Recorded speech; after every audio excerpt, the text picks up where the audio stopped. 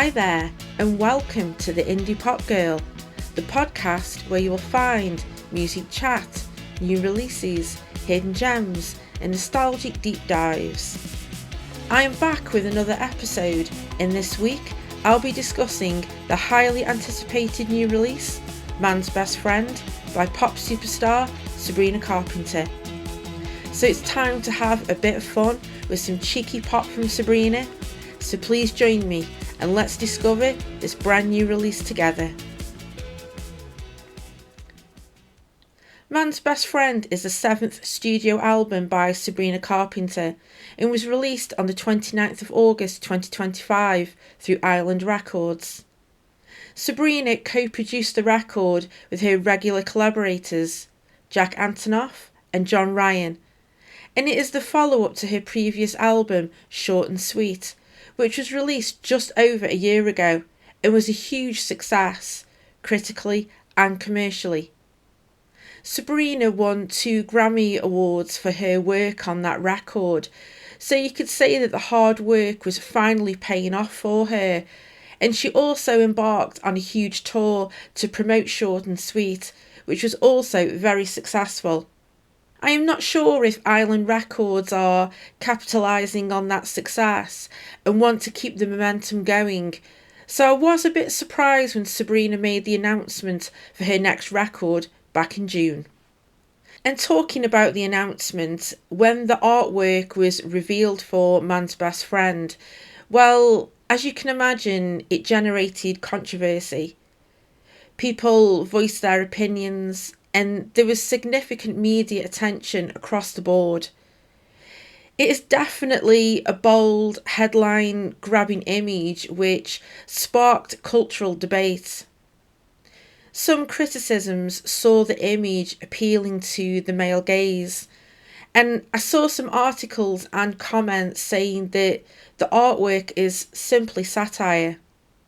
Even Glasgow Women's Aid charity voiced their opinion, and they said that the artwork is regressive. The Guardian criticised the hair grabbing in the image and called it insensitive. I think this artwork will continue to spark debate in pop culture in years to come, and I can see why some would see the cover as problematic. Personally, I am not offended by the cover, but I can completely see why some women might find it uncomfortable or even triggering, and I respect that. Sabrina later released alternative artwork for the record, the Approved by God version, another version with Sabrina sitting on a chair in a room full of flowers, which kind of reminded me of a perfume advert. And the bonus track version sees Sabrina in an evening gown with men dressed in tuxedos. The image looks like a dinner party, and to me it seems like Sabrina is giving the men some serious orders in the image. I appreciate Sabrina has listened to the backlash and the criticisms, and she's given the fans some choice in regards to picking the vinyl variant.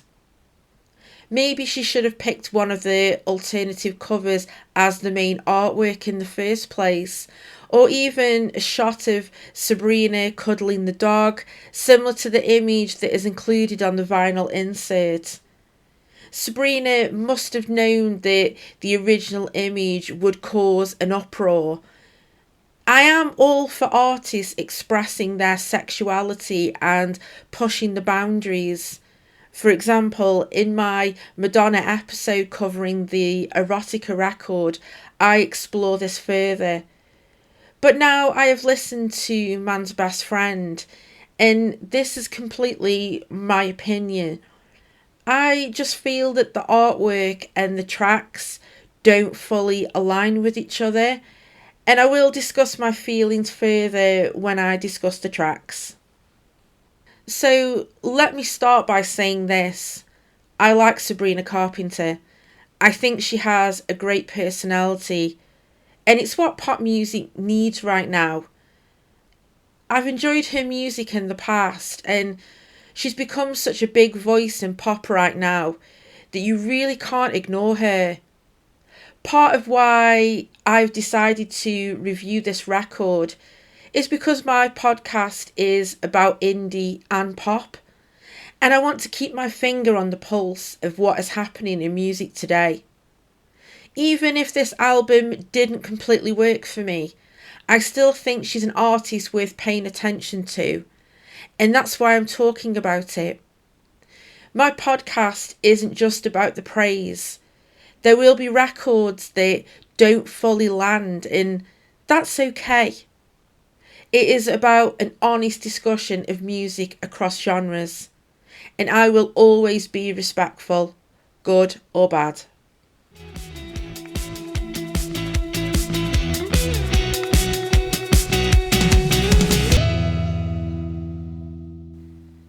As I've mentioned in previous episodes, I will not be playing clips of the songs, so if you are curious, then please support the artists I cover by streaming, downloading or buying physical copies.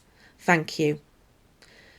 I also want to just give a quick disclaimer. This episode will contain some adult themes, and I will be discussing some explicit lyrics, as we all know how horny Sabrina is. But if you are unfamiliar with Sabrina's work and this isn't your cup of tea, then please feel free to skip. Thank you. Track 1, Manchild, the lead single, and I will be honest, this didn't grab me right away on the first listen. It was only through repeated listens, hearing it on the radio, is when it started to grow on me. The chorus is catchy and blends country pop with synth pop, co-produced by Jack Antonoff with Sabrina. Lyrically, Sabrina is taking a swipe at immature men throughout the song, in typical Sabrina fashion, with lines like, "Did you just say you're finished? Didn't know we started." There is a sharp, funny takedown of emotional immaturity wrapped in wit. The video is fun, and I have to say, Sabrina always delivers with her music videos. She always shows her sense of humour, and they are a proper big budget from what we had back in the 80s. And you could say music videos like Sabrina's are lacking in 2025. So I'm glad she's bringing them back with proper storylines. She always shows her fun sense of humour, her character, together with the tongue-in-cheek visuals that keep things playful and cinematic. So we are off to a great start here. Track 2, Tears. I can see why this has been chosen as the next single. It is catchy and it's got some great production. I love Disco Sabrina. It suits her voice and cheeky personality so well. I had to laugh when I heard the first line of the chorus. "I get wet at the thought of you." I mean, only Sabrina could throw a line in like that. You find yourself singing that at the most random times because it is so fucking catchy. Sabrina is explicit here about her horniness. She is telling the listener that this man is responsible and considerate. A total flip from track 1, Manchild.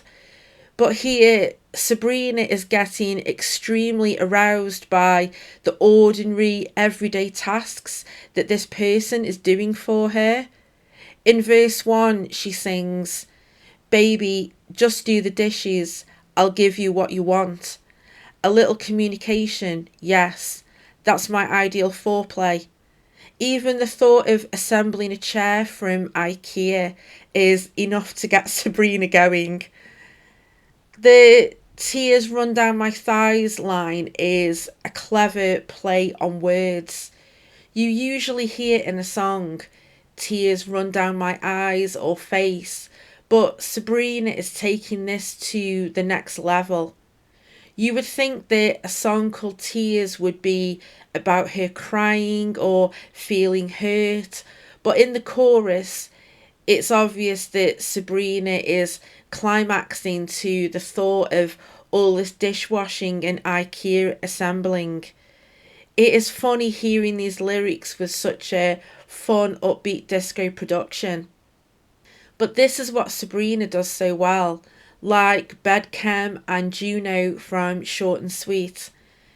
It's not to be taken seriously, it's just a bit of camp. Just like the video, which is a homage to the Rocky Horror Picture Show. My only criticism, and this is just very tiny, is that the chorus is repeated quite a lot in the song, and the lyrics and the bridge could have been fleshed out a little bit more, but it's still a great song and it's one of my favourites. Track 3, My Man on Willpower. So this has an interesting intro. It's a bit 80s, and I thought, oh, this is a bit different. We might be getting a bit of a synth pop moment here, but it transitions into country pop, which really isn't my vibe with Sabrina.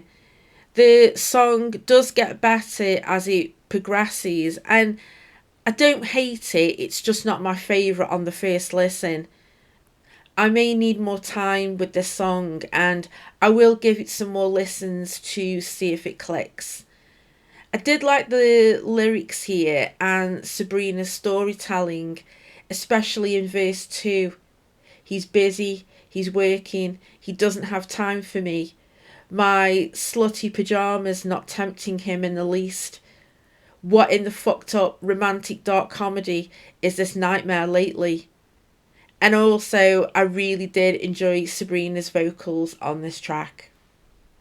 Track 4, Sugar Talking. This is one of my favourites from the record. I just love the drums and the guitar, and I really adore the production from John Ryan here. I think he definitely brings out the best in Sabrina. And I noticed the hints of reverb on Sabrina's vocals, which sounds so pretty. It's smooth with a sleek mix of R&B and pop rock, and it is one of my highlights. It takes aim at empty charm and recycled promises.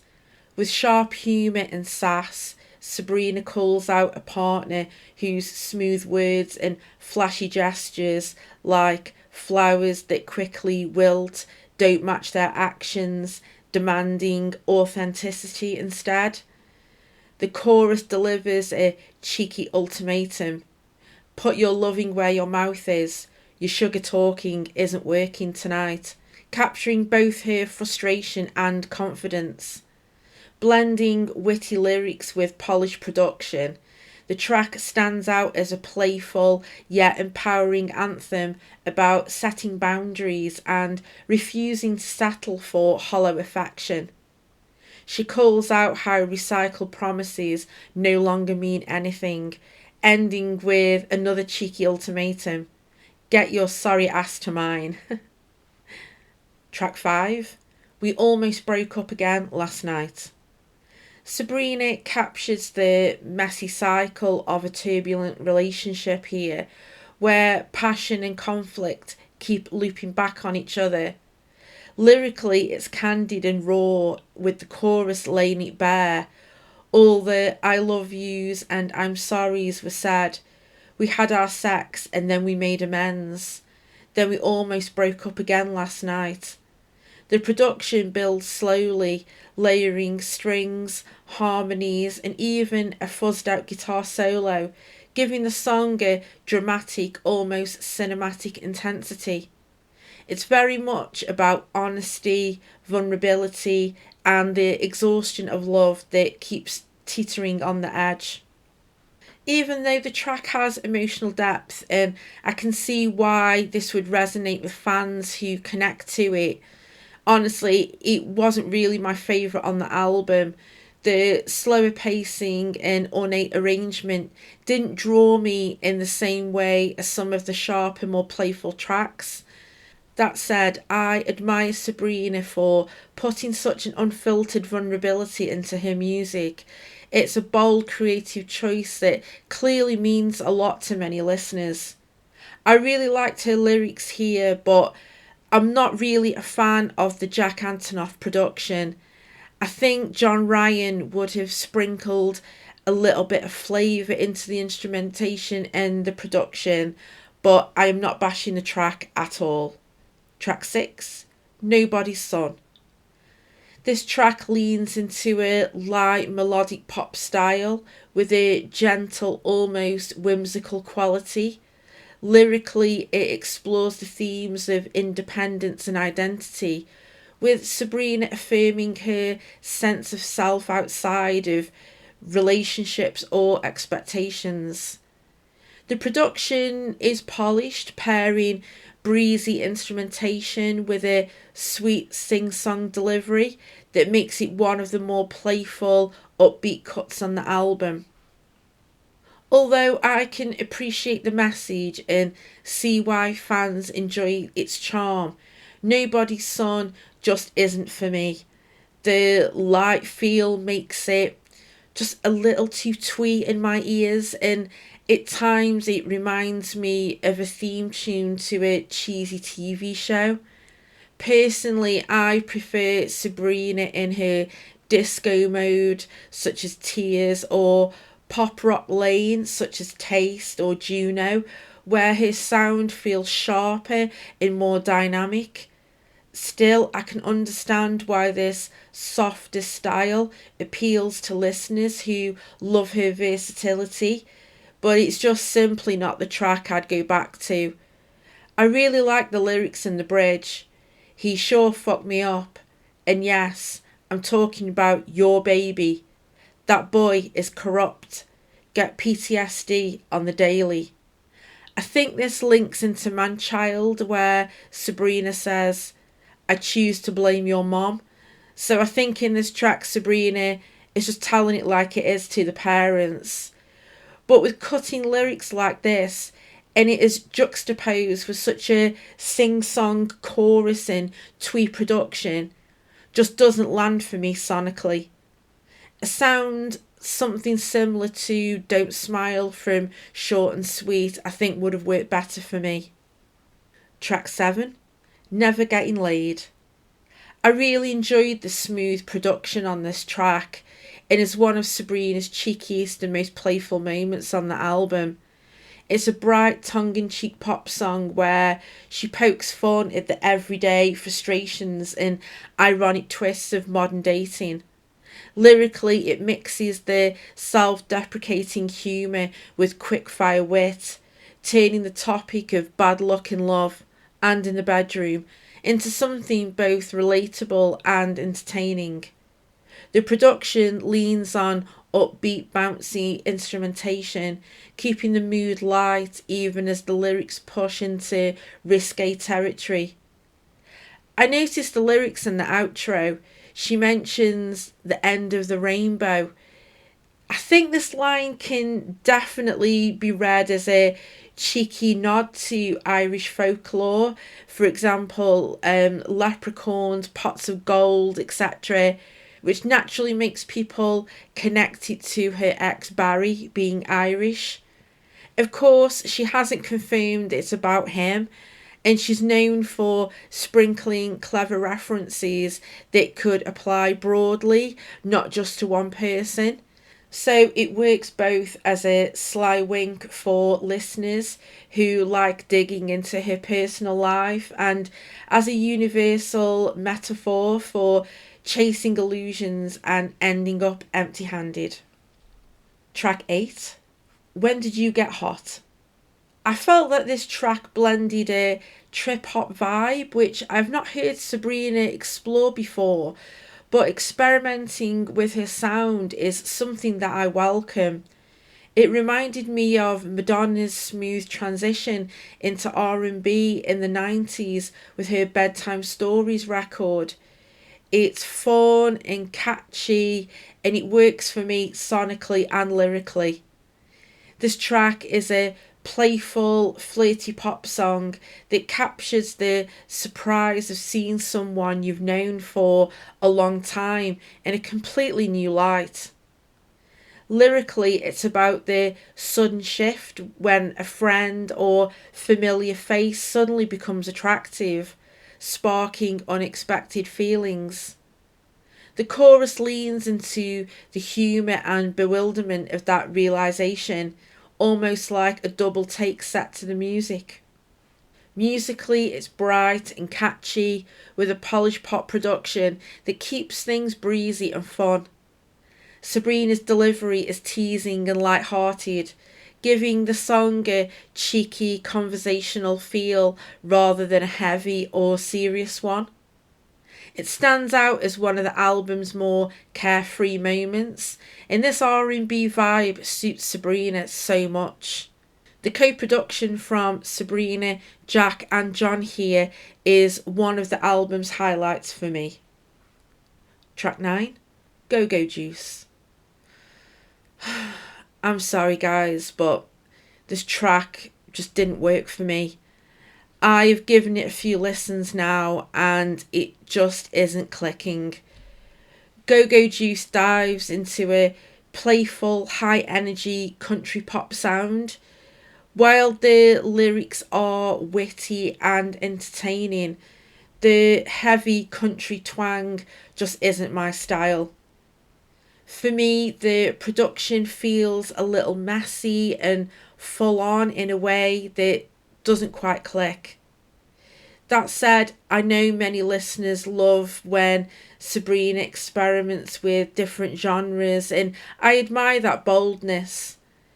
Personally, I prefer when country is blended more subtly, like the way Casey Musgraves balances country with pop and atmosphere.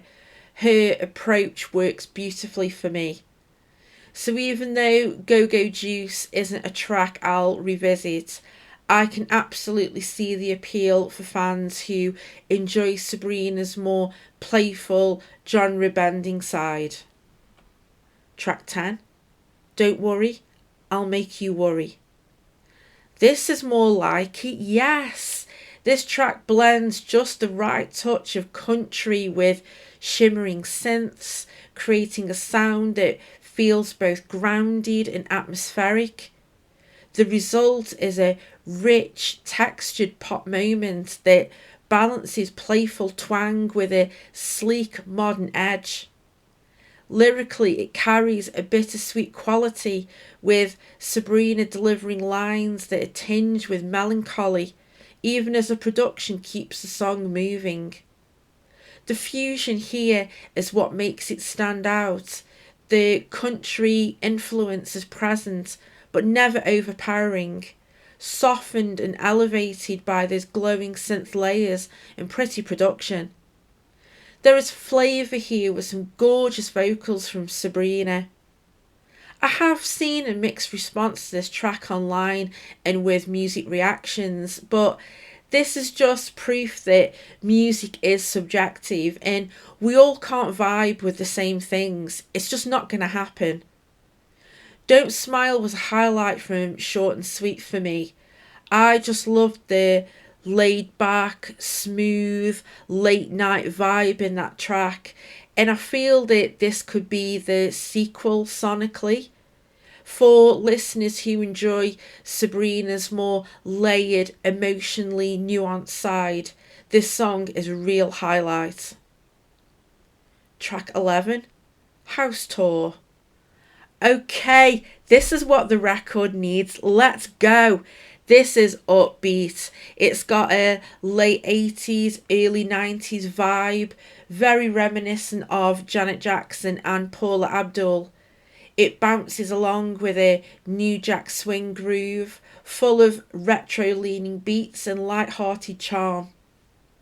On the surface, it's Sabrina inviting someone to wander through the rooms of her world, but the metaphor has a cheeky double meaning that fans will definitely pick up on. The house tour is a metaphor for her body, specifically her vagina, that only Sabrina could do. The playful tone, the wink in her delivery, and the suggestive phrasing all add up to a song that's much as about seduction as it is about showing someone around a home. It's funny that Sabrina mentions in the chorus that I promise none of this is a metaphor. I just want you to come inside. This is classic Sabrina lyrics, and her sexual innuendos are just on another level in this song.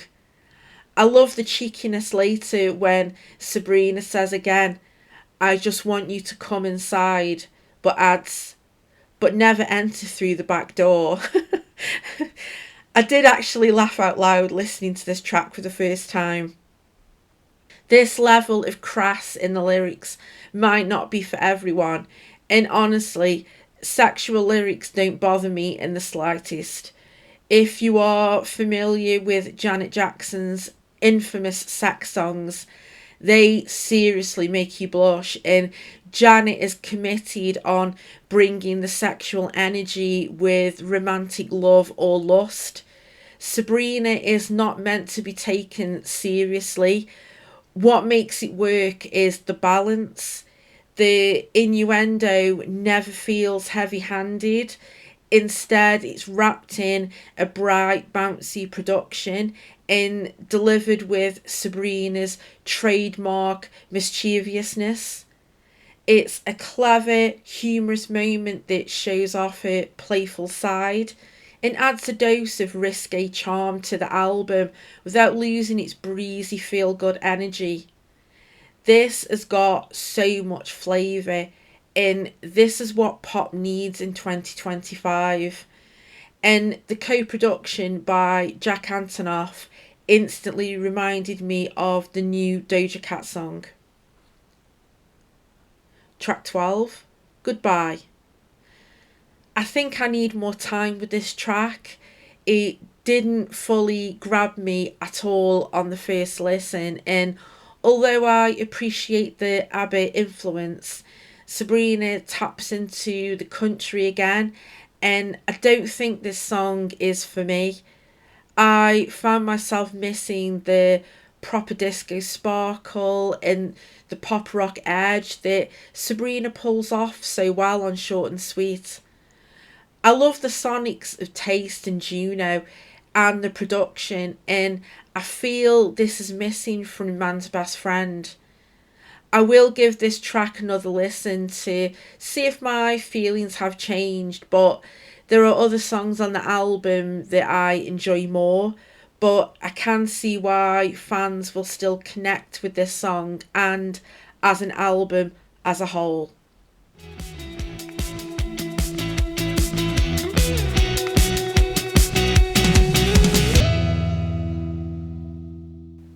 The critical response to Man's Best Friend has been pretty mixed.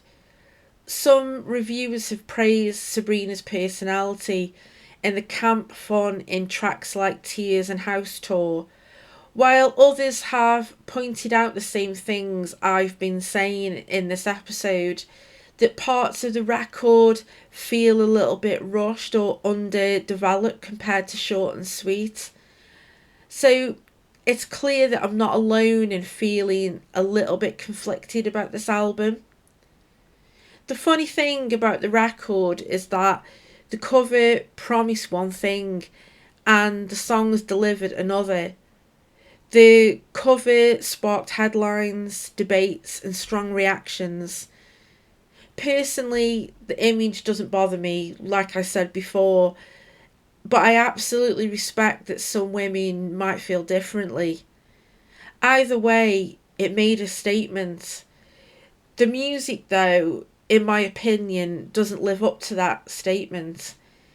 Instead of pushing boundaries or doubling down on that boldness, we get a lot of moments on this record that, to me, the lyrical approach feels slightly repetitive and a little bit rushed and undeveloped compared to her best work.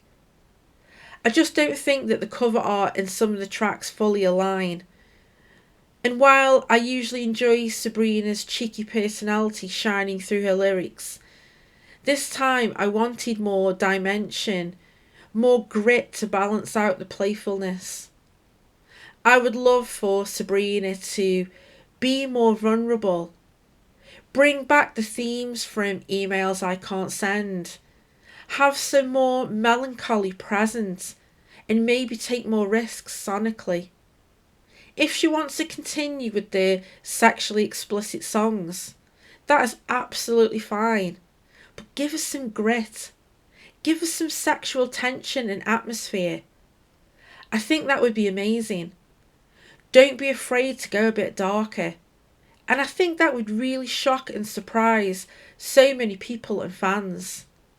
Sabrina can absolutely be sexual in her music, but for it to feel powerful, she has to completely own it.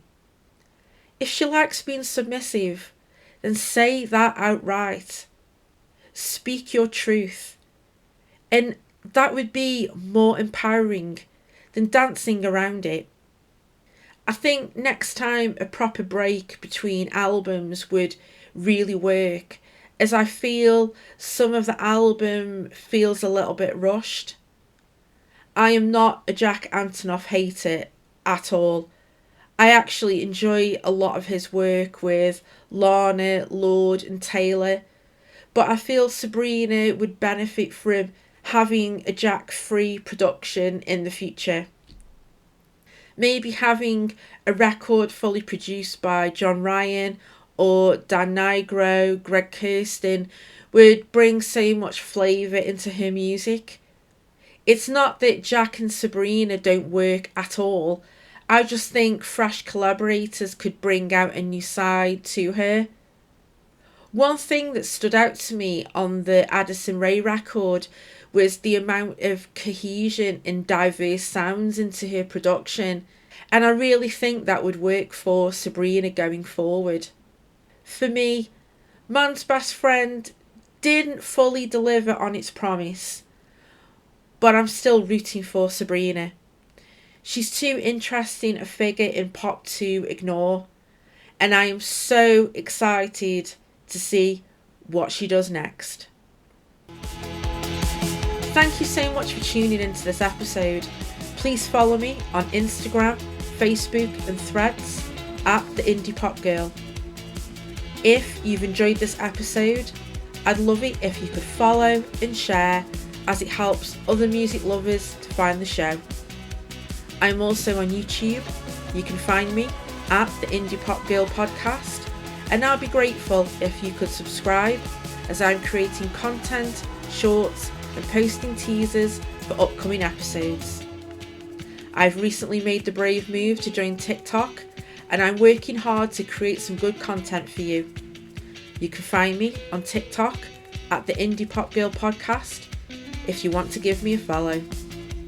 I've also created a public Spotify playlist and added some of my favourite tracks from the artists that I've already covered, and as the episodes grow, I'll be adding more. So if you are curious with any of the artists and albums that I have covered, please give it a listen, and who knows, you might find a new discovery. You can find me on Spotify at The Indie Pop Girl, and the playlist is called Favourite Tracks from Podcast Episodes. I will be back very soon with the introduction to my brand new series. If you love pop with substance, then you won't want to miss this. A little clue. I'll be discussing a pop masterpiece from 2017 from an artist who I have already covered on the podcast. Until then, I'm Rachel, the Indie Pop Girl. Thanks for listening, and I'll see you next time.